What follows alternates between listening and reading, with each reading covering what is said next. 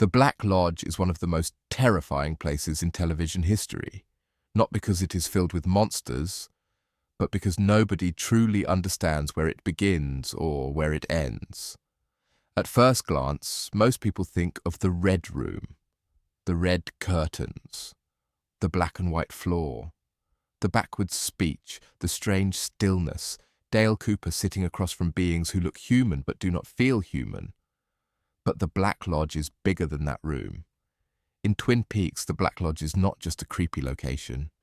It is a spiritual trap, a shadow realm, a testing ground, and a place where the self can be broken apart. It is connected to dreams, death, possession, doubles, ancient evil, and the hidden forces that seem to move behind the town of Twin Peaks. And the scariest thing about it is that the show never explains it in a simple way. David Lynch and Mark Frost do not treat the Black Lodge like a normal fantasy world with clear rules, maps, and answers. Instead, they make it feel like something older than human language, something you can enter but never fully understand, something that speaks in symbols, riddles, reflections, and nightmares. The first thing to understand is this. The Black Lodge is not the same as saying hell. That is the easy answer, but it is not the accurate one. In the original series, Deputy Hawk gives one of the clearest explanations of the Lodge mythology. He explains that there is a White Lodge, a place connected to the spirits that rule over man and nature. But he also says that there is a Black Lodge, the shadow of the White Lodge. That word is important. Shadow. The Black Lodge is not just an enemy kingdom. It is a dark reflection. It is the place where goodness has an opposite, where light creates a shape behind it, and where a human being is forced to face the part of themselves they may not survive seeing. Hawke explains that every spirit must pass through this dark place on the way to perfection, and in that passage the spirit meets its own shadow self. This shadow self is called the dweller on the threshold. That idea is one of the keys to the entire mythology of Twin Peaks. The Black Lodge is not only where evil lives, it is where evil tests you through yourself. That is why Dale Cooper's story becomes so disturbing. Cooper is not a weak man. He is brave, kind, intelligent, and spiritually open. He believes in dreams, he listens to intuition, he respects the unseen world more than almost anyone around him. But when he finally enters the lodge, that is not enough. The lodge does not just ask whether you are heroic. It asks whether you are whole, and Cooper is not. That is why the finale of the original series is so unforgettable. Cooper walks into Glastonbury Grove, through the circle of sycamore trees, and the red curtains appear in the woods. The forest itself opens like a wound.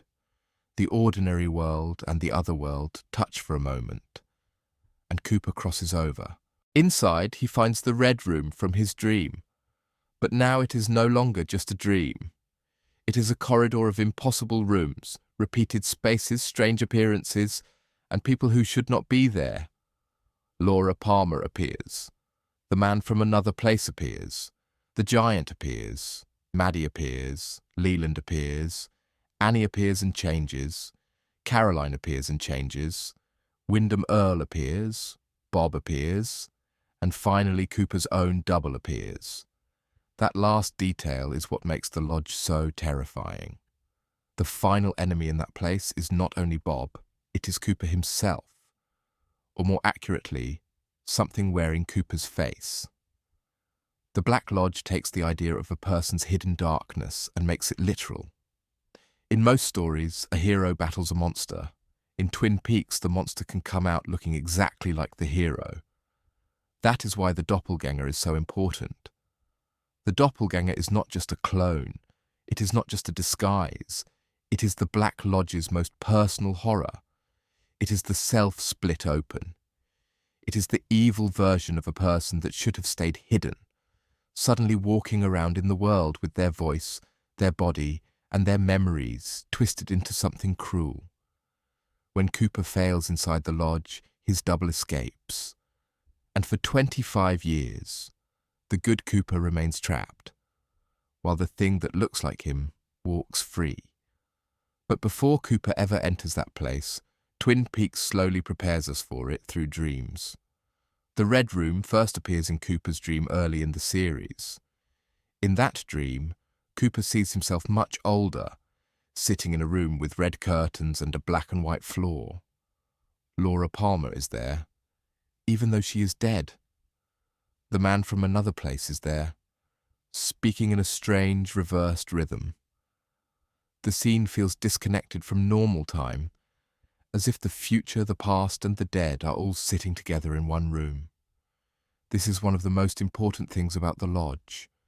Time does not behave normally there. People appear older than they should be. Dead characters return. Messages arrive before the characters understand them. A dream can become a prophecy. A future event can echo backward into the past. Twin Peaks does not present the lodge as another planet or a hidden cave. It presents it as a place where reality itself loses its usual shape.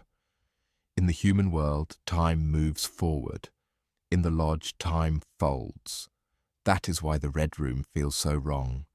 It is not just the furniture or the curtains, it is the feeling that every sentence is arriving from the wrong direction.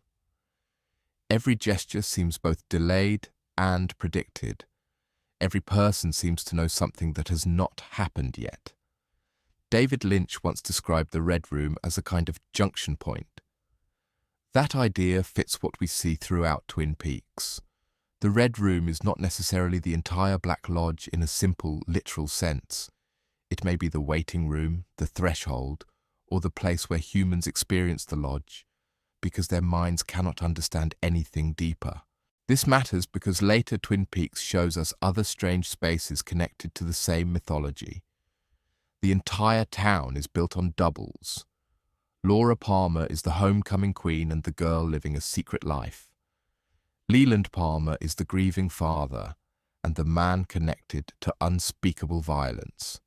Dale Cooper is the pure-hearted detective and the man whose double will become one of the show's most dangerous figures. Twin Peaks is always asking the same question.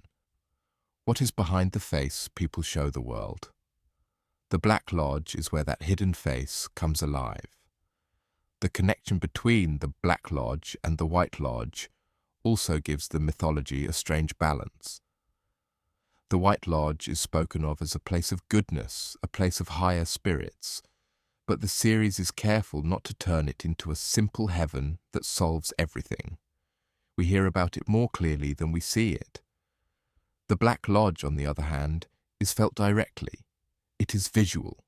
It is dangerous. It leaves damage behind. That imbalance is part of the horror. Goodness in Twin Peaks can feel distant, mysterious, or difficult to reach.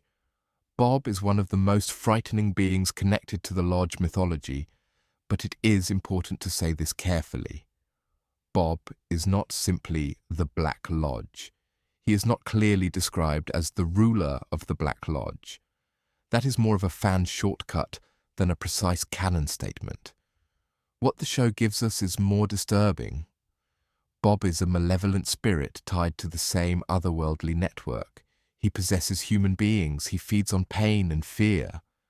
In Fire Walk With Me, the substance called Garmon Bosia is directly associated with pain and sorrow, and it becomes part of the strange economy of these beings. Evil is not only something they commit, it is something they consume. That idea makes the Black Lodge feel less like a haunted house and more like a predatory ecosystem. Suffering is not random there. Suffering has value. Pain becomes food. Fear becomes energy. Human trauma becomes something that beings from outside normal reality can harvest. And that is why Laura Palmer is so central to the mythology. Twin Peaks begins with Laura as a mystery, a dead girl wrapped in plastic, a case for Dale Cooper to solve. But Fire Walk With Me changes the entire center of the story. It forces us to live inside Laura's final days and see the horror not as a puzzle, but as an experience. The supernatural elements do not make her suffering less real. They make it cosmic. Laura is not just being hunted by a killer. She is being pressured by something ancient, something that wants to enter her, own her, and continue the cycle through her. And this is where the Black Lodge becomes more than a place Cooper visits. It becomes the dark spiritual background behind Laura's life. Bob wants possession. Mike confronts Bob. The arm appears. The ring appears. The convenience store meeting reveals that these beings have their own strange order, their own rituals, their own exchanges. Laura's pain is not isolated. It is connected to a larger unseen system.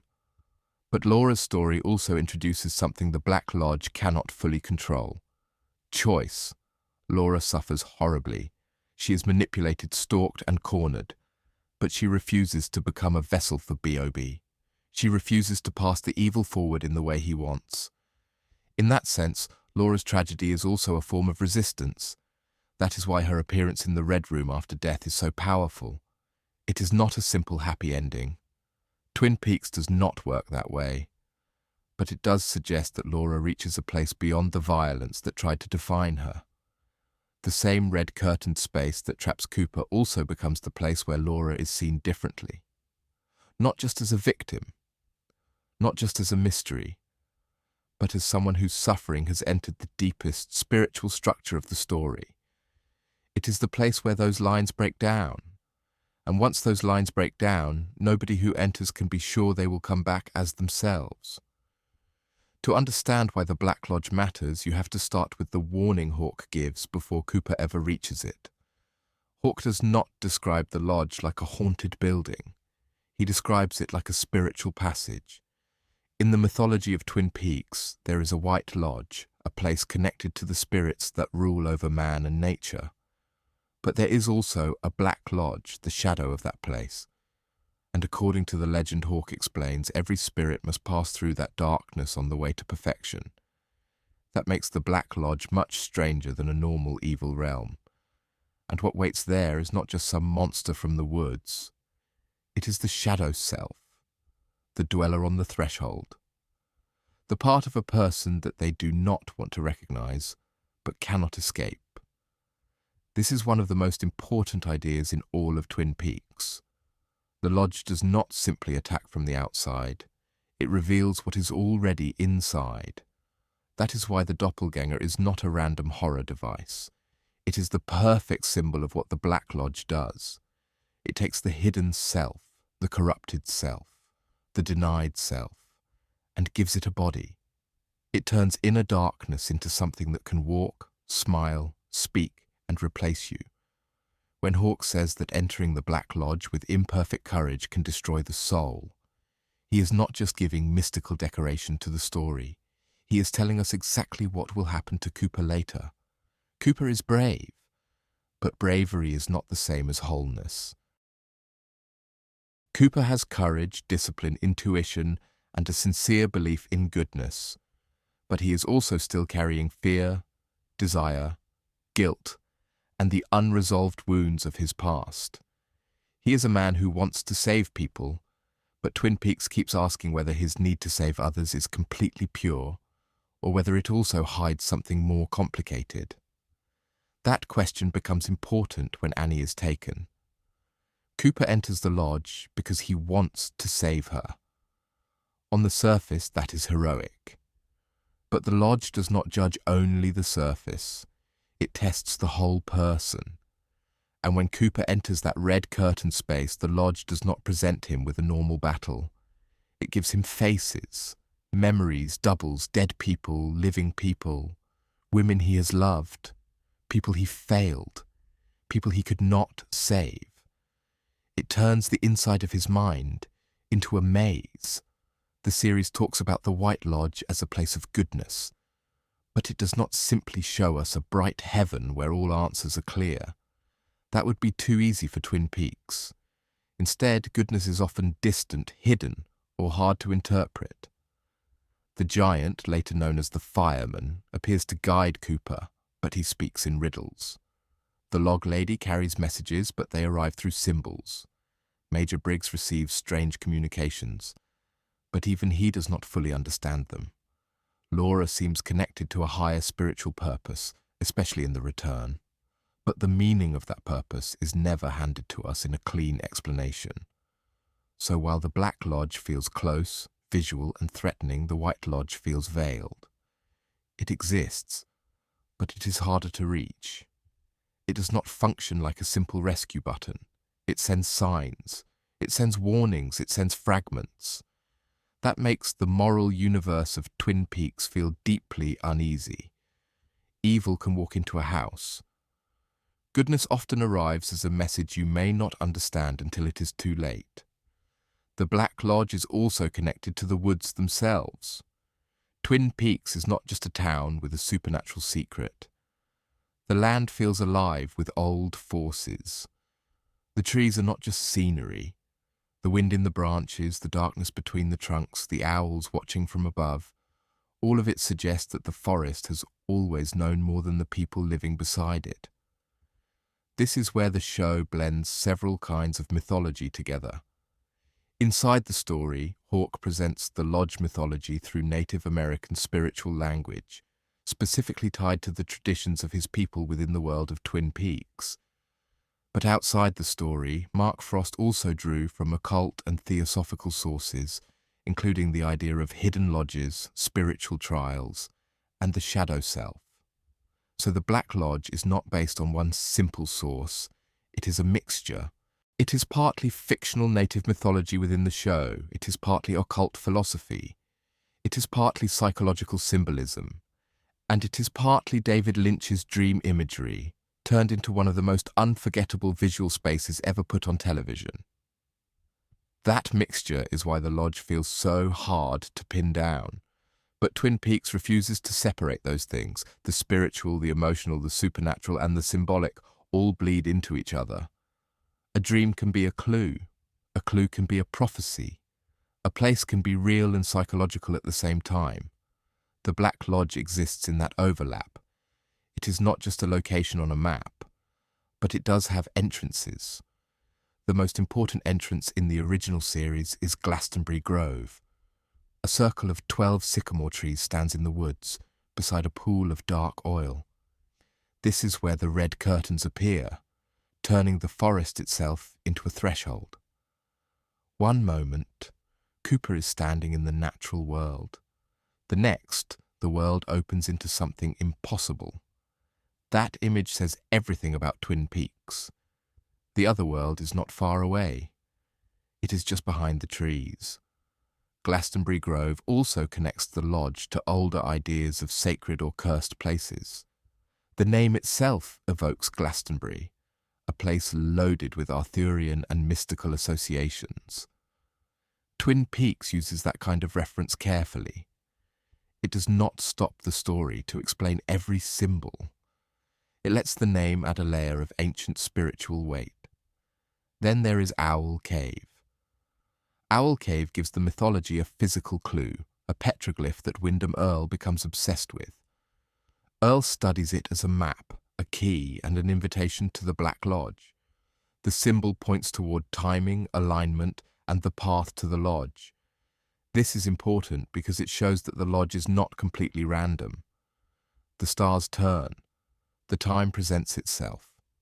The door does not simply open whenever someone wants it. There are moments when the boundary between worlds becomes thin enough to cross, but knowing the doorway does not mean understanding what waits behind it. Wyndham Earle makes that mistake. Earle believes the Black Lodge is power.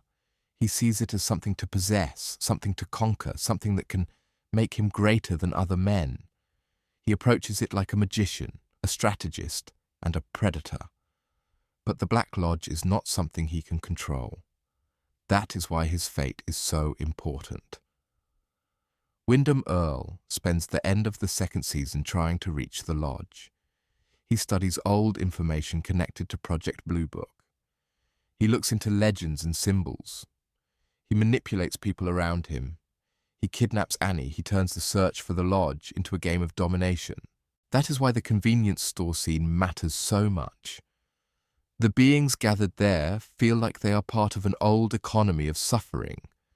They do not behave like ghosts looking for peace. They behave like entities with rituals, claims, debts, and appetites. Bob has taken something. Mike demands something. The arm speaks in the language of that exchange, and Laura is caught in the middle of it. This is what makes the Black Lodge different from a normal horror dimension. It is not just full of scary images. It is part of a system where spiritual beings interact with human suffering as if it has value. That idea makes the whole town feel infected. The murder mystery becomes only the surface. Underneath it is a hidden structure of pain, possession, denial, and repetition. And that brings us back to the Red Room. The Red Room is the image everyone remembers, but it is not simple. Even David Lynch described it more like a junction point than one fixed place. Mark Frost has also treated it as something like a waiting room or threshold, connected to the Black Lodge rather than a simple one-to-one definition. So the most accurate way to think of it is this. The Red Room is not necessarily the entire Black Lodge. It is the place where humans most clearly experience the Lodge. It is the face the Lodge shows us. A waiting room, a threshold, a crossing point, a stage where messages, doubles, and spirits appear. This matters because Twin Peaks later gives us other spaces that feel connected to the same hidden system. The room above the convenience store is one. The strange purple or mauve world in The Return is another. The Fireman's Palace is another kind of higher space entirely. The Dutchman's and the Jeffries-related spaces also seem tied to movement between worlds. Together, these places suggest that the Lodge is not just one room with curtains. It is a network, a spiritual architecture, a set of doors, corridors, traps, and stations between realities. The Red Room is simply the one we recognize most. And maybe that is why it is so frightening. It feels simple enough to understand. Curtains, chairs, a floor, a lamp. But the longer you look at it, the less stable it becomes. The same room repeats. The same people return, the same words seem to arrive from another time. Every object feels ordinary and impossible at once. There is no monster in every corner. There does not need to be. The room itself is wrong, and once Cooper enters it at the end of the original series, the Red Room stops being just a dream. It becomes the place where the dream catches him. When Cooper enters the red curtained space at the end of the original series, Twin Peaks changes shape. Until that point, the supernatural world has mostly arrived in fragments. A dream, a vision, a coded message, a strange giant appearing in Cooper's hotel room, a log that seems to know too much, the owls watching from the trees, the wind moving through the forest as if it carries voices. But in the finale, Cooper is no longer receiving signals from the other side. He is inside it. That is why the episode feels so different from a normal mystery conclusion. There is no clean explanation waiting for him. There is no villain giving a speech that makes every clue fall into place. The Black Lodge does not behave like the final room of a detective story. It behaves like a nightmare that has learned Cooper's name. The space repeats itself. Curtains open into more curtains. Rooms lead back into rooms. The same figures appear with different meanings. People speak in phrases that feel like prophecies, jokes, warnings, and traps all at the same time. And then there is the music. Before Cooper truly begins to move through the lodge, there is that performance of sycamore trees.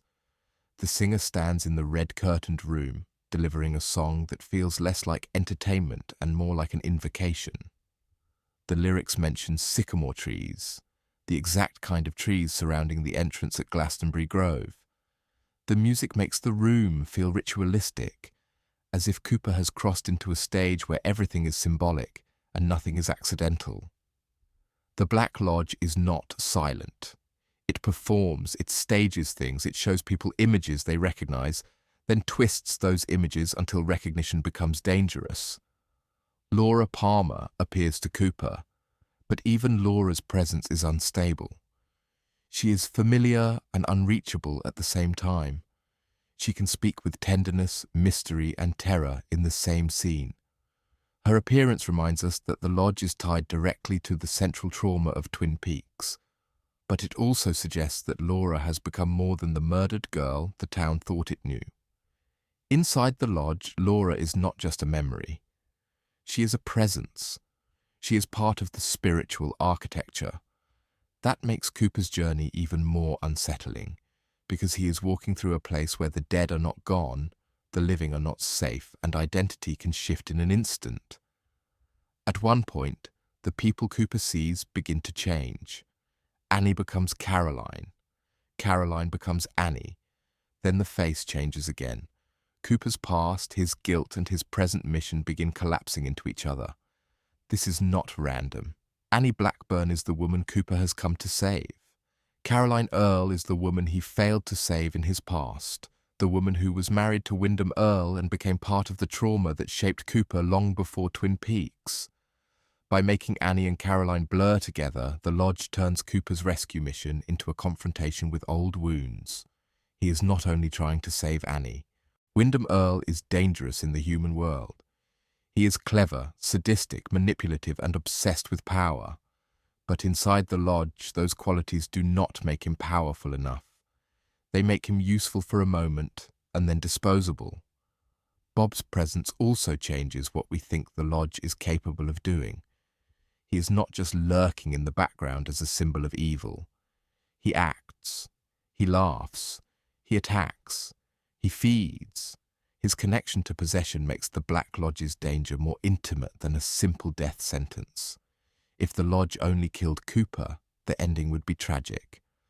But what happens is worse. Cooper runs. That detail matters. He is the hero, the disciplined agent, the man who usually remains calm when everyone else is overwhelmed. Yet inside the lodge, he becomes hunted. The sequence turns into a chase through red curtains and impossible rooms.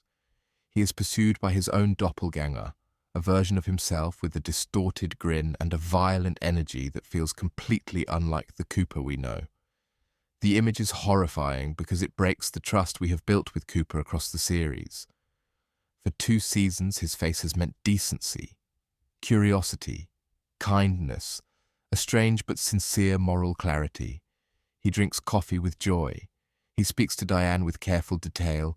He treats dreams seriously, but he also treats people with respect. Then the lodge shows us that same face as a threat. That is what the doppelganger does. It corrupts recognition. It takes something loved and makes it unsafe. When Cooper's doppelganger escapes the lodge, the nightmare becomes physical. The final scene at the Great Northern Hotel is one of the most disturbing endings in television. Cooper wakes up, or at least something that looks like Cooper wakes up.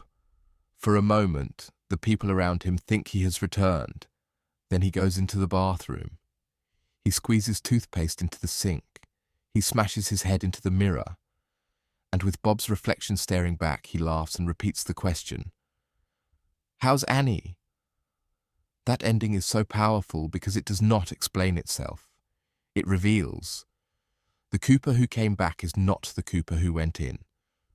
The good Cooper is trapped. The double is free. Bob is with him.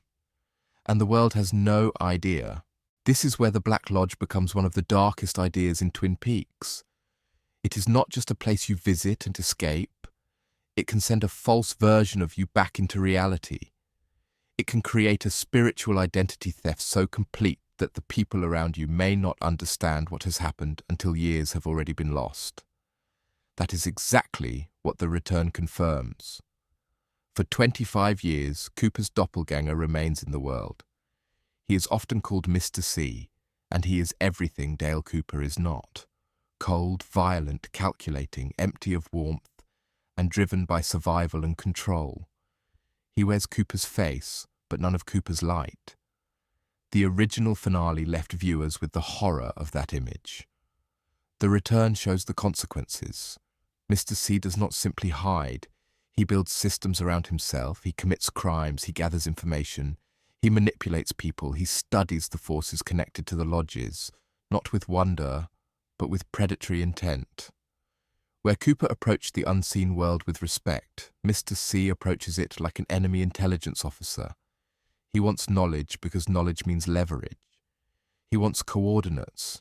He wants access. He wants to avoid being pulled back into the lodge.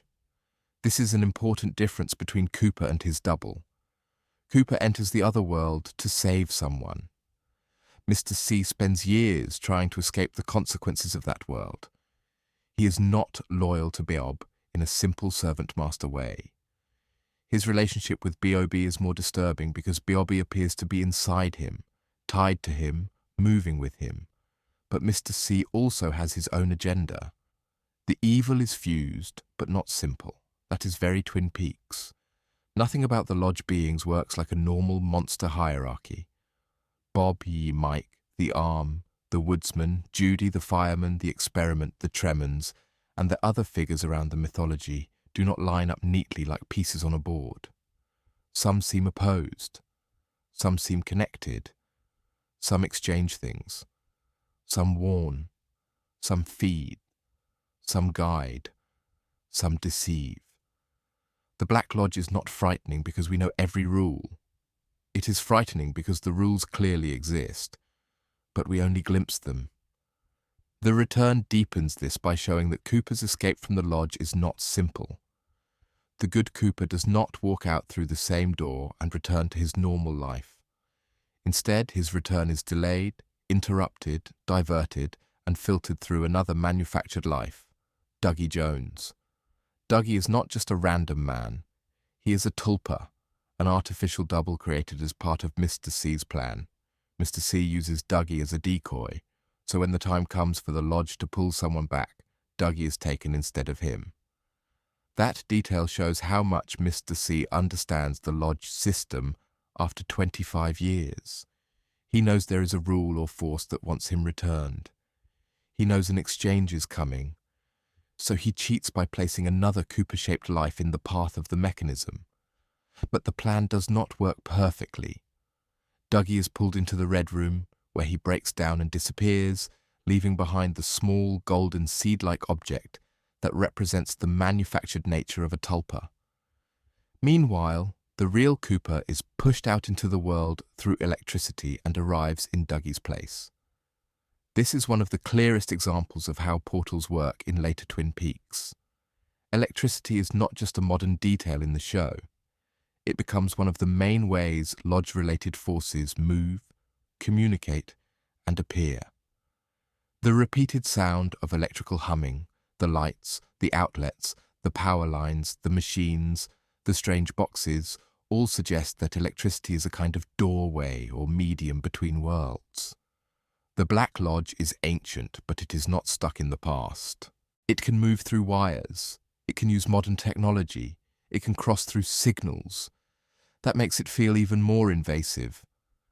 The doorway is not only in a sacred grove of trees. It can be in a wall socket, a humming machine, a flickering light, a phone line, or a glass box in New York. The unseen world adapts. When Cooper returns as Dougie, he is not immediately restored. His mind is damaged, incomplete, or still partially caught between worlds. He moves through Las Vegas almost like a sleepwalker, repeating phrases, following small signals, and being guided by flashes of lodge-like intuition. At first, this seems almost comic, but underneath the comedy is something sad and strange. The real Cooper has been gone for 25 years.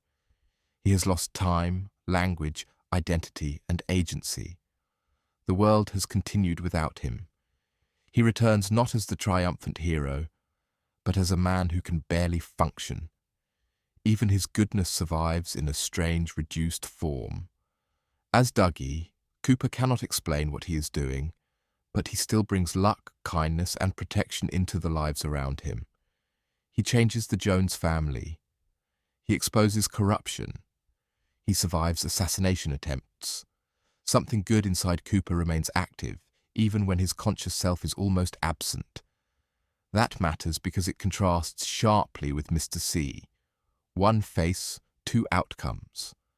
One Cooper-shaped figure spreads violence and control. The other, even broken, brings warmth and repair. That is the lodge's split made visible over an entire season. But the return does not simply resolve the Black Lodge by putting Cooper back where he belongs. It complicates everything. Cooper eventually wakes, returns to action, and moves toward a final confrontation. Yet even after Mr. C is defeated, the mythology does not become simple. Because beyond Bob, beyond the Red Room, beyond the doppelganger, there is another name, Judy, or Jowday. Judy is one of the most mysterious forces in Twin Peaks, and the return makes that mystery central. In Firewalk with Me, Philip Jeffries famously says, "We're not going to talk about Judy," turning the name into one of the strangest unresolved threads in the story. For years, viewers had almost nothing else to hold on to. The return changes that. We learn through Gordon Cole that Judy is connected to an extreme negative force, and the old name Jowday is given as part of the explanation. This suggests that the evil behind Twin Peaks may be even older and larger than Bob. Bob is terrifying, but Judy feels more cosmic. If Bob is the possessing predator who feeds on human suffering, Judy is closer to a vast source of negative force, a darkness behind the darkness. The return connects this larger evil to the famous 8th episode, where the first atomic bomb test opens into a nightmare of creation, destruction, and spiritual contamination. That episode is essential for understanding how far Twin Peaks expands the Lodge mythology. The Black Lodge is no longer only a place in the woods. It is part of a cosmic struggle, and the human world, through violence and technological power, may have helped open the door wider. When Twin Peaks reaches the atomic bomb sequence, the mythology expands beyond the town, beyond Laura Palmer, and beyond the familiar red curtains. The story suddenly moves to White Sands, New Mexico, in 1945. The first nuclear test, a human-made sun blooming in the desert. For most of Twin Peaks, evil has felt intimate. It has lived inside homes, bedrooms, secrets, families, woods, and faces. But here, evil is tied to something larger. The moment humanity tears open the world with a weapon powerful enough to change history. The sequence does not explain itself with dialogue. It moves through image, sound, fire, smoke, and nightmare. The camera enters the explosion as if entering a new dimension. The blast becomes more than a physical event. It becomes a rupture, a doorway, a wound in reality. Inside that vision, we see a strange figure often called the Experiment. It appears in a void-like space, pale and monstrous, with a shape that feels both humanoid and not human at all. From it comes a stream of strange matter, and within that stream is a sphere containing the face of Bob. That image changes the scale of Bob. Before the return, Bob is already terrifying as a possessing spirit connected to Laura's suffering and Cooper's fall. But this moment suggests that Bob is part of a larger eruption of evil. He is not merely a ghost haunting Twin Peaks. He is connected to a cosmic event, a contamination released or revealed through the violence of the modern world. The show does not stop and say, "This is exactly how Bob was born," in a simple textbook way. Twin Peaks almost never works like that. But the image strongly links Bob to the atomic rupture, to the experiment, and to the arrival of a new intensity of darkness in the world. Then the story cuts to another realm, a black and white fortress surrounded by a vast sea or void. Inside is the Fireman, the being once known as the Giant, watching what has happened. He does not respond like a soldier preparing for battle. He responds like a higher intelligence witnessing a terrible imbalance. Beside him is Dido, another mysterious figure connected to that higher space. The fireman rises and floats upward. A golden light emerges from him. Inside that light appears a glowing orb containing Laura Palmer's face. Dido receives it gently, kisses it, and sends it toward Earth. This is one of the most important images in all of Twin Peaks. It suggests that Laura is not only a victim of evil, she is also an answer to it. Not an answer in a simple superhero sense. Laura is not sent to punch a monster or destroy the Black Lodge with magic. Her role is stranger, more tragic and more spiritual than that. She becomes a counterforce, a chosen soul or a golden response to the darkness associated with Bob and Judy. That makes Laura's life feel even more heartbreaking, because if Laura is sent as a light against darkness, then her suffering is not random. It is part of a cosmic conflict that she never fully asked to join. Her bedroom, her pain, her secrets and her death are connected to forces far beyond human scale. But Twin Peaks never lets the cosmic meaning erase the human tragedy. That is what makes it powerful. Laura can be a spiritual symbol and still be a girl who was abused, betrayed and murdered. She can be connected to the fireman's golden orb and still be a teenager trapped in a life no one around her truly understood. The mythology does not replace the trauma. It surrounds it, enlarges it, and makes it feel like the whole universe has been pulled into the wound. This is where the Black Lodge becomes part of a much bigger spiritual war. On one side there are forces of guidance, warning and protection. The Fireman, Dido, the clues sent to Cooper, the dreams, the golden orb of Laura, the idea that messages can come from somewhere beyond ordinary evil. On the other side, there are forces of corruption, possession, hunger, and negative energy. Bobby, Judy, the experiment, the woodsman, the doppelgängers, the strange spaces where pain becomes food and identity can be copied, broken, or replaced. But Twin Peaks does not arrange these forces like a clean fantasy battle. There is no simple map. There are no neat armies. There are signs, portals, mirrors, masks, electricity, and people caught in the middle. After the atomic sequence, the story moves to 1956, where one of the most disturbing passages in The Return takes place. A strange egg hatches in the desert.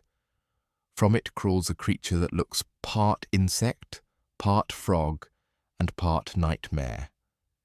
It is small compared to the huge cosmic images before it, but that makes it more invasive.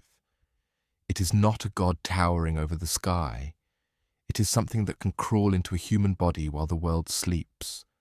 At the same time, the woodsmen appear. They are among the most frightening figures in the later mythology of Twin Peaks. They look like burnt, soot-covered men, almost like workers or spirits dragged out of fire and ash. They move through the desert and eventually enter a radio station, where one of them crushes skulls with terrifying calm. Then he begins repeating a phrase over the broadcast. "This is the water and this is the well. Drink full and descend. The horse is the white of the eyes and dark within." The words are hypnotic, ritualistic, and deeply unsettling. As the phrase repeats, people listening to the radio fall unconscious. A young girl sleeps. The frog moth creature enters her mouth. Again, Twin Peaks does not give us a neat explanation. But the meaning is horrifying. A broadcast becomes a spell, radio becomes possession, a voice travels through technology and prepares bodies for invasion. This connects perfectly to the larger use of electricity and signals throughout The Return. The supernatural is no longer only in dreams or forests. It moves through wires, machines, radio waves, sockets, buzzing lights, and glass boxes. Modern technology does not protect humanity from ancient forces. It gives those forces new pathways. That faith makes him heroic. It may also make him vulnerable, because the forces he is dealing with are not human criminals. They are not puzzles built to reward the detective at the end. They are cosmic, symbolic, and possibly beyond full human comprehension. Cooper can follow the clues and still misunderstand the shape of the story. This becomes crucial after the apparent defeat of Mr. C and Bob. At the sheriff's station, the story seems to reach a kind of climax. Mr. C arrives. The fireman has redirected him. Lucy shoots him. The woodsmen appear. Bob's orb is released. Freddie Sykes, wearing the green glove that the fireman guided him to use, destroys Bob's orb. On the surface, this looks like the victory people waited decades to see. The false Cooper is defeated, Bob is destroyed, The good Cooper returns, the characters gather. For a moment, it feels like the nightmare has finally been solved. But Twin Peaks does not end there. Instead, the story becomes even stranger. Cooper seems to move beyond the victory, as if defeating Bob was not the true end. He goes deeper into the mystery of Laura, time, and Judy. He tries to reach into the past itself, to the night Laura Palmer died. This is one of the boldest and most unsettling moves in the entire series. Cooper enters the past and seems to prevent Laura from being killed by leading her away through the woods. The famous image of Laura's body on the shore disappears. History appears to change. The original wound of Twin Peaks seems for a moment to be undone. But nothing in Twin Peaks is ever that simple. Laura vanishes from Cooper's hand with a terrible scream, and the story does not become healed. It becomes displaced. This is where the return turns Cooper's heroism into something deeply ambiguous. Was he meant to save Laura from death? Was he attempting something forbidden? Was this part of the fireman's plan? Was he being led into Judy's trap?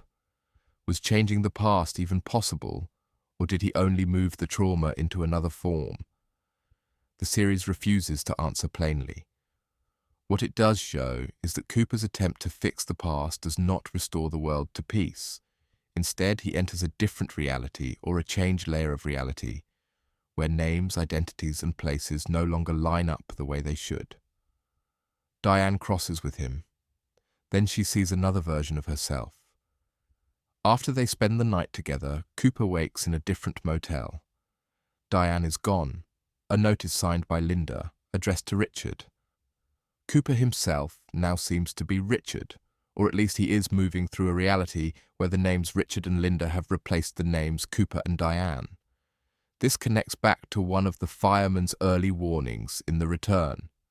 Remember 430, Richard and Linda, 2 birds with 1 stone.